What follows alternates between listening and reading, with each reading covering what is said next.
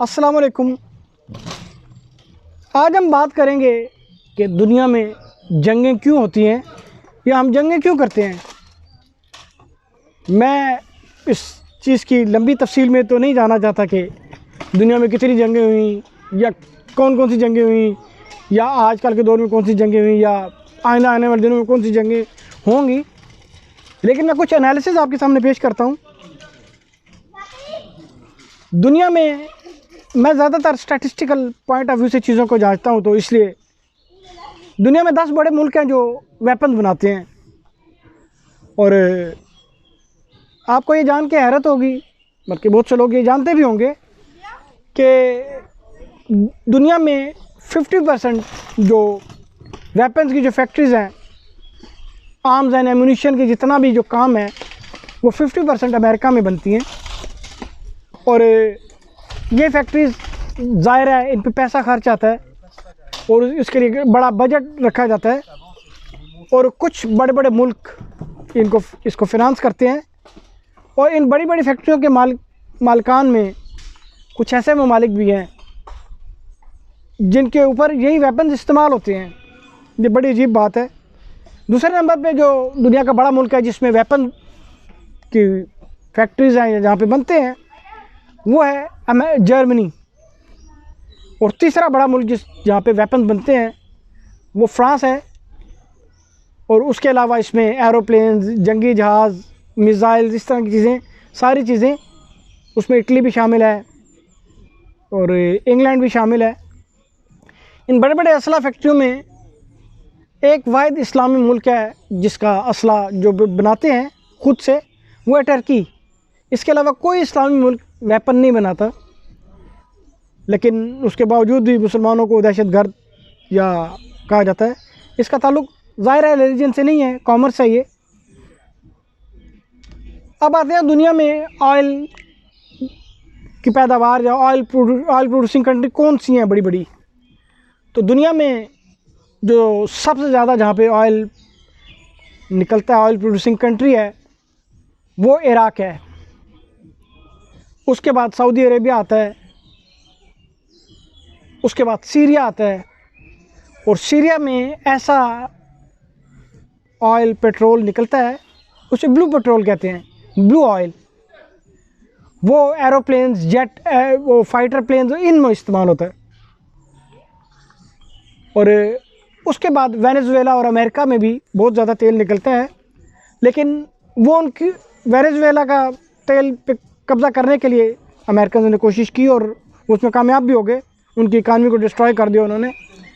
America में जो तेल निकलता है वो दुनिया की बड़ी ऑयल प्रोड्यूसिंग कंट्रीज़ में अमेरिका भी शामिल है, लेकिन वो ऑयल उनकी ज़रूरियात के लिए पूरा नहीं होता, इसलिए वो दूसरे मुल्कों से भी तेल मंगवाते हैं। और ये बड़ी अजीब बात है कि जो ऑयल की जो प्राइसेस हैं, जितने भी इस्लामी, और इत्तेफाक की बात है कि ऑयल प्रोड्यूसिंग कंट्रीज़ सारी इस्लामिक कंट्रीज़ हैं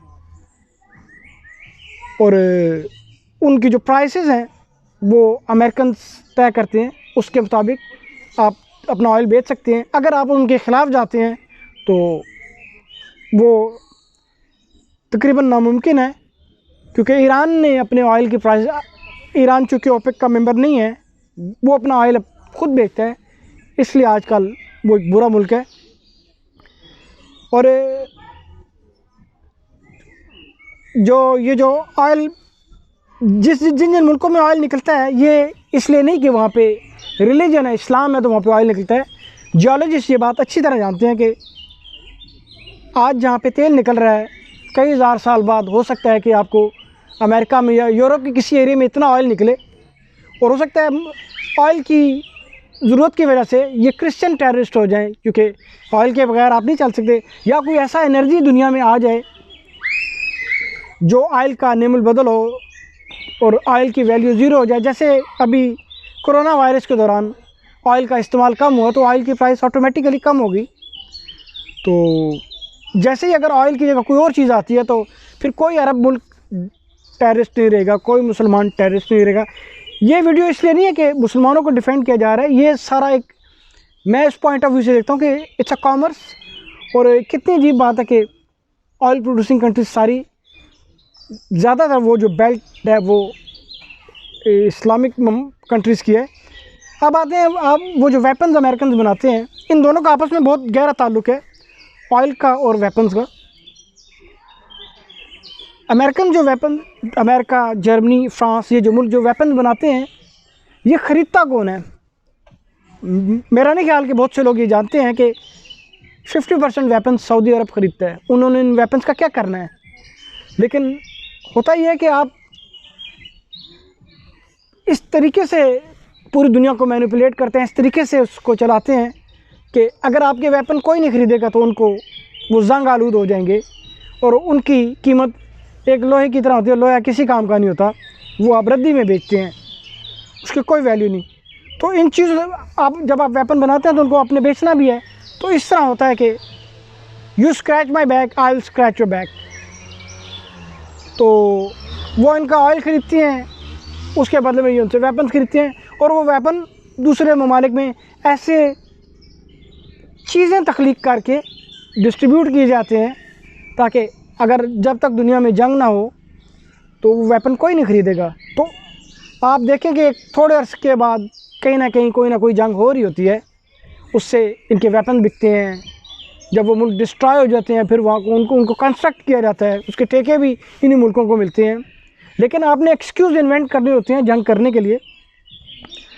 और ये कितनी अजीब बात है कि कोई इस्लामी मुल्क वेपन क्रिएट नहीं करता, और ये कितनी अजीब बात है कि कोई यूरोपियन मुल्क या अमेरिकन बड़े लेवल पे ऑयल प्रोड्यूस नहीं करते।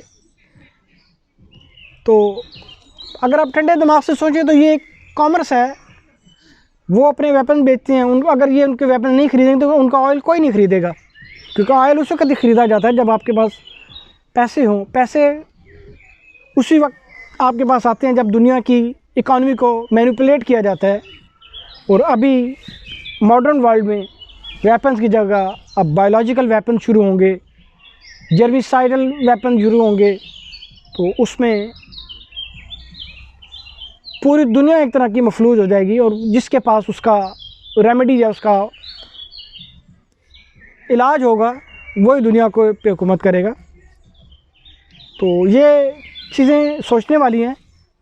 और इसके साथ ही मैं अपनी वीडियो का अख्तिताम करता हूँ। बात कुछ ज़्यादा लंबी हो जाती है और उसमें अपनी दिलचस्पी खो देती है, लेकिन मेरा मकसद छोटे छोटे पॉइंट्स हैं जिन पे रोशनी डालना है और इस पर तहकीक करना देखने वालों का काम है।